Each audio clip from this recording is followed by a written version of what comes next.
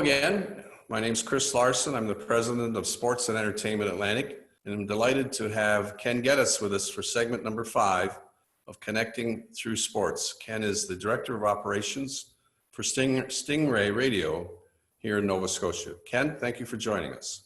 Thanks, Chris. Great to be here. As I mentioned, this is our 5th segment, and what we're doing during the pause, as I call the great pause, we're taking the opportunity to reach out to business partners, friends of C and our business partners, and reach a little bit into the realities of what's going on today in our partners' worlds, finding out how various companies and partners are dealing with the pandemic's effects. And I think first and foremost, Ken, if you would you give us and our viewers a little bit of a sense of your background? Wow, I've been doing in the radio business for 27 years and counting now. Started out many moons ago behind a microphone, and then moved into the sales side of the business and eventually into management. And I've been working with Stingray, previously New Cap. We were purchased by Stingray about a year and a half ago, coming up on 2 years. And been working with this company now for about 12 years. Oh, very good, very good. I was going to ask you when the purchase happened, so it's closer to 2 years ago now? That's getting close to 2 years now. It'll be 2 years this fall. Oh my. I was saying to one of my colleagues earlier today that depending on when you start the clock, rather into week 10 or week 11 of this pause, and it's hard to believe the next week is the first week of June. First week of June. I don't know what happened to April and May. Yeah, pandemic or no pandemic, the clock still moves way too quick. Looking for a moment at the Stingray business here in Nova Scotia, obviously huge operation here in Halifax with the strength of your brands. Q104 has very, very big numbers, has very loyal followers. A morning show and other shows that obviously are entertaining. But the morning show almost sets the standard in the radio business here in Halifax for sure. Not almost, it does. Thank you. Share with us what you're doing internally to help your employees get through all of this, and how are you broadcasting during this spell? Yeah, well, March 13th was kind of the day it all happened for us, and we made the decision that starting that following Monday, March 16th, that people would be working from home. And first and foremost, it's thankfully our engineering department, Pete Quinn did an amazing job. Our program directors, Trevor Walworth, Dan Barton in Halifax, and the rest of the team across the province. Very rapidly, we were setting people up in home studios because we were faced with the situation because of the social distancing. We wanted to make sure that there was no more than one person in the studio at any given time. So, for example, on the Q Morning show, BJ, Bobby, and Allie, BJ is in the studio. Bobby and Allie are working from home. So they're set up with home studios and working remotely. Comes across great on the air. It's again, it's not perfect because you're not seeing each other face to face. They're using Zoom for interaction, but it does make a difference when you're not sitting across the table from somebody. But other than the announcers, pretty much the entire staff right across the province is working from home since the 16th of March. Sales teams, creative, writing, production. Everybody is out of the office. We need to make sure that those announcers are kept as isolated as possible, because without them, we don't have a product. We're not on the air, so we have to make sure they're safe. No, good point. Good point. I suppose any one of them that comes down with the disease, is a big hole in the lineup. Yeah, and we've been lucky as a company right across the country.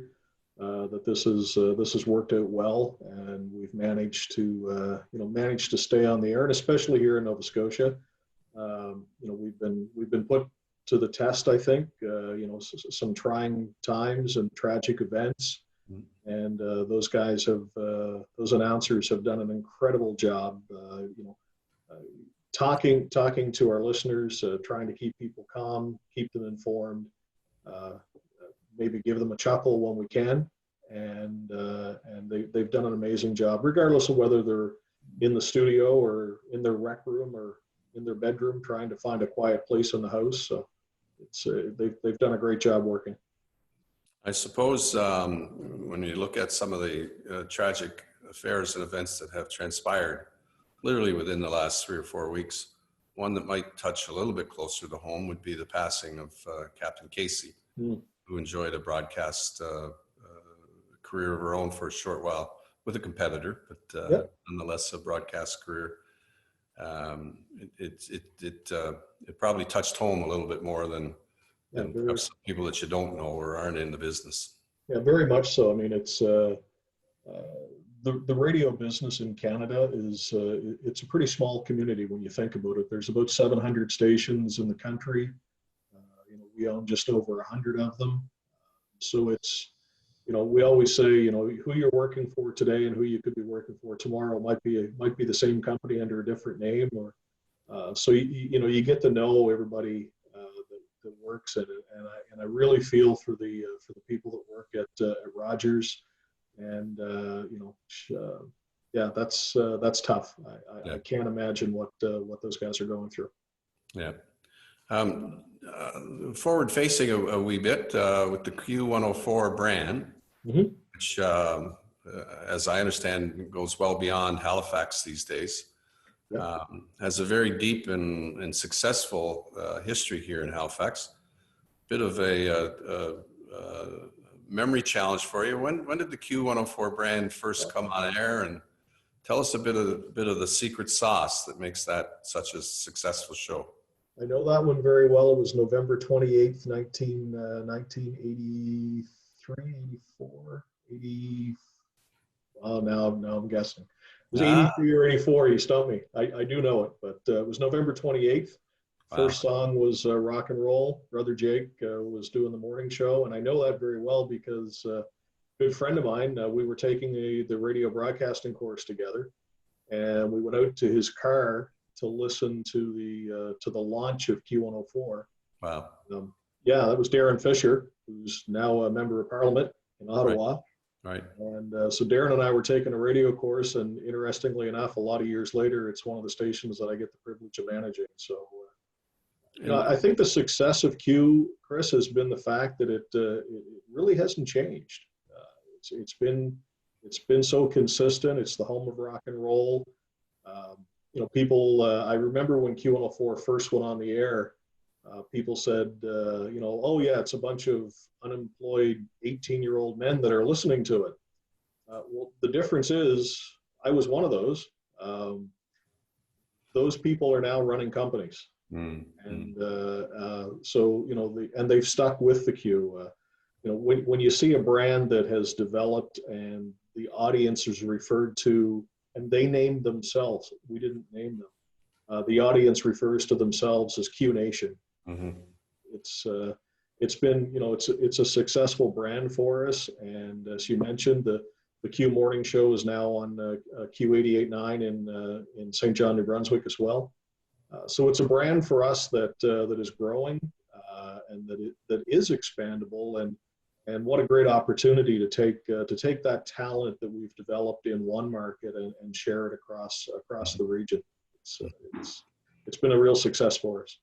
One quick revisit back to the history. In 83 or 84, who was the owner of the station in those days? That would have been... was it Arnie Patterson? Arnie Patterson. Yeah. Arnie Patterson. And that was a lot of years ago. And in the top of, was the building in Dartmouth? Oh, Alderney there. Yeah. Queen Square? Yeah. Yeah, Queen Square. Queen Square, yeah, that's where they were. Yep. Yeah. And actually, it might have been in the old CFDR building before Queen Square. Like I say, I was one of those 18-year-old kids back then, so I don't want to age myself too much. So here we are today in the middle of a pandemic. Depending on when you start counting, we're 10 or 11 weeks in. has wreaked its havoc across family life. It's turned our worlds upside down. It certainly has had its major impacts in the business world. I can only imagine it has had impact on your revenue sources from an advertising standpoint. Can you share some sense of how the impact, how large and broad the impact has been? Yeah, I think, when I look at what it's done to the advertising industry, not just us, whether it's radio, TV, print, billboards, right across the country, businesses are paralyzed right now. They're paralyzed by fear and the unknown, and they need ideas, they need help. So when they're worried about paying their staff and paying their rent, probably one of the last things they're looking at doing with their money, unfortunately for us and for anybody in this business, is advertising. Mm-hmm. So, they're concerned about keeping their doors open.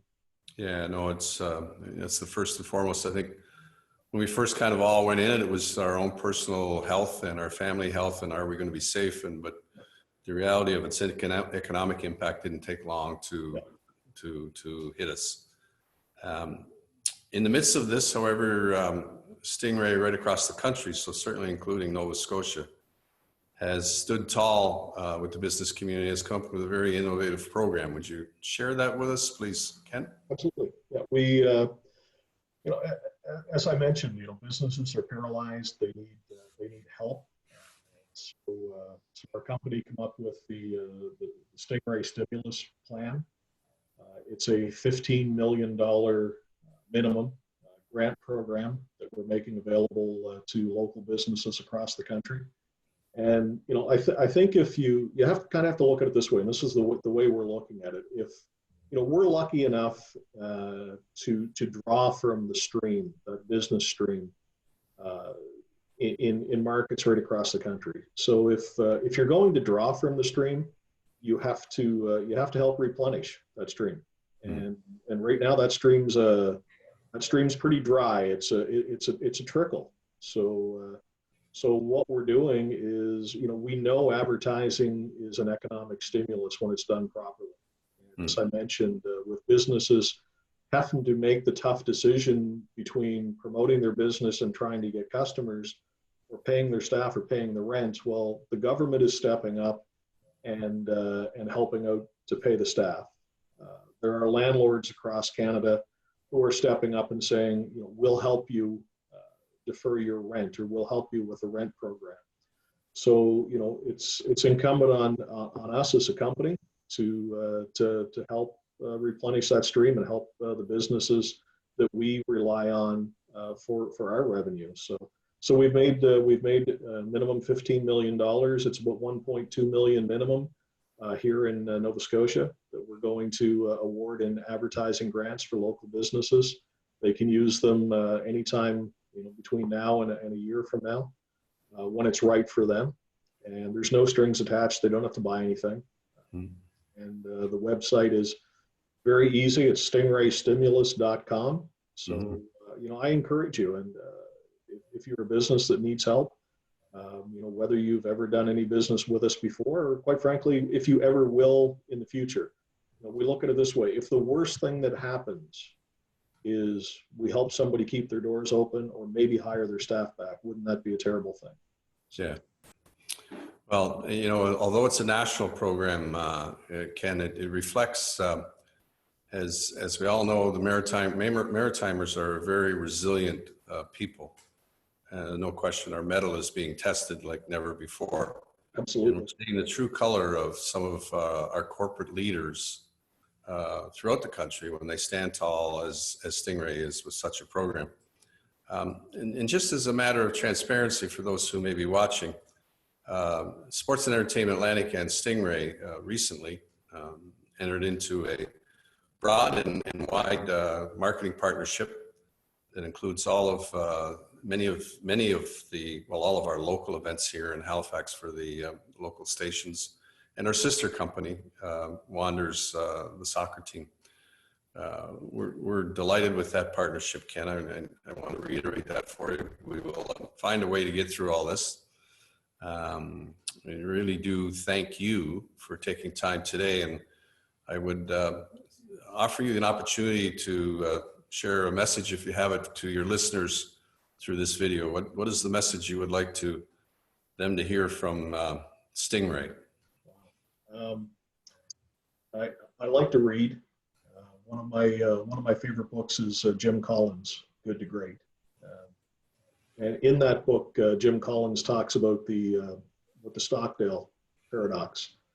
And the Stockdale paradox is an unwavering faith that you're going to prevail and get through something, but also knowing that you have to confront the brutal facts as they are today. And I think when you look at that, I truly believe, and I've got faith that, we're going to get through this. Mm-hmm. As people say, this too shall pass.